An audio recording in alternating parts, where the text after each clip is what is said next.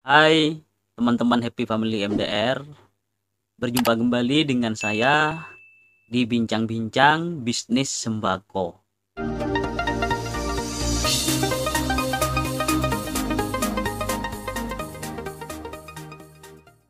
Di video kali ini saya akan membahas satu topik yang membuat warung sembako Anda tidak akan berkembang, bahkan bisa-bisa bangkrut, yakni modalnya habis. Semua pengusaha, baik yang baru memulai maupun yang sudah berjalan, mereka tidak mau usahanya itu bangkrut ataupun rugi.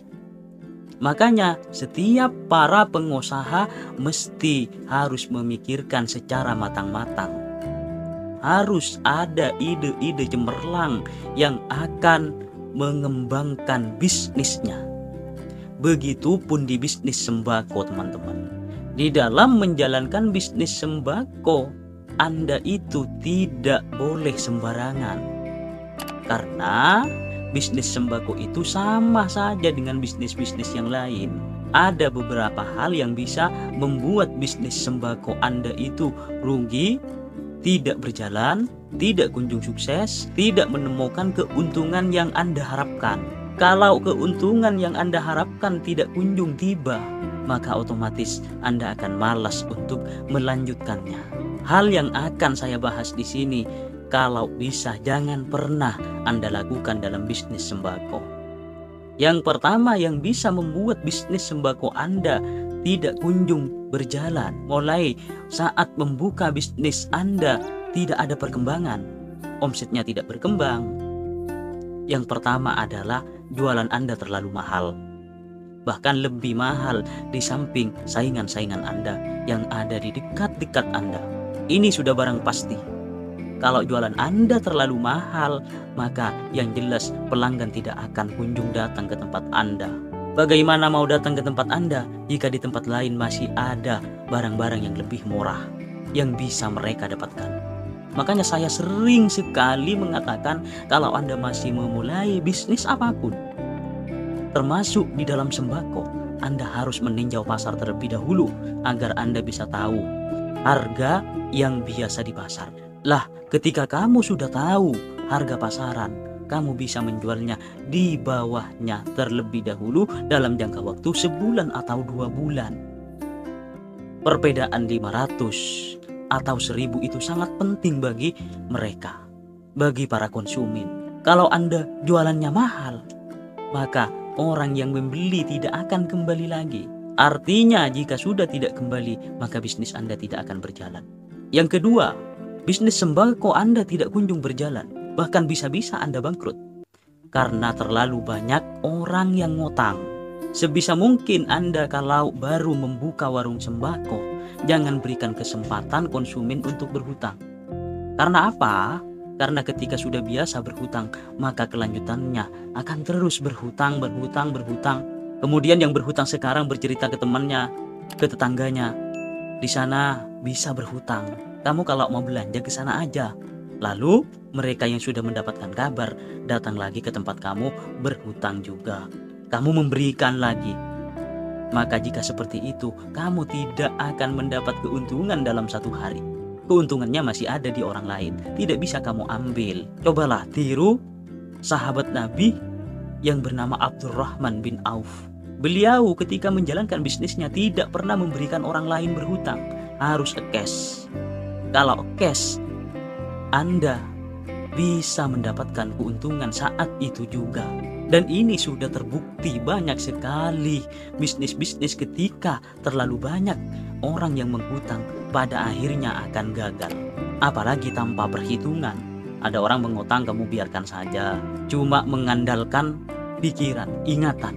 Itu tanda-tandanya usaha Anda, bisnis sembako Anda akan gagal. Yang ketiga, yang bisa membuat usaha Anda, bisnis sembako Anda tidak kunjung berkembang, bahkan bisa bangkrut, pelayanan Anda mengecewakan pelanggan. Contoh sekarang, ketika ada orang mau beli, kamu masih sibuk main HP, tidak segera merespon mereka mau beli apa. Saya sudah sering bilang, bahwa pelayanan itu sangatlah penting di dalam sebuah bisnis. Karena di dalam bisnis itu membutuhkan customer, pelanggan, konsumen. Jika sudah tidak ada customer, maka percuma Anda berbisnis. Anda berjualan tetapi tidak ada yang beli. Percuma, Anda cuman mendapatkan lelah, keringat. Anda percuma teriak-teriak ke sana kemari memasarkan. Tetapi saat ada orang yang mau beli, saat udah ada orang yang tertarik dengan dagangan Anda malah menyia-nyiakannya dengan sibuk dengan yang lain. Yang terakhir, ini yang sangat sering orang tidak lakukan, yaitu tidak mencatat enteng terhadap pemasukan dan pengeluaran. Tidak ada catatan di dalam bisnis Anda, bisnis sembako Anda. Karena di dalam bisnis itu sangat dibutuhkan pencatatan agar diketahui berapa keuntungan yang Anda dapatkan setiap hari. Kalau tidak ada keuntungan, buat apa kita bekerja, kita berbisnis? Makanya harus dicatat. Kebangkrutan di dalam bisnis sembako itu bukan karena Anda mengambil kebutuhan pokok Anda setiap hari di warung Anda. Bukan itu.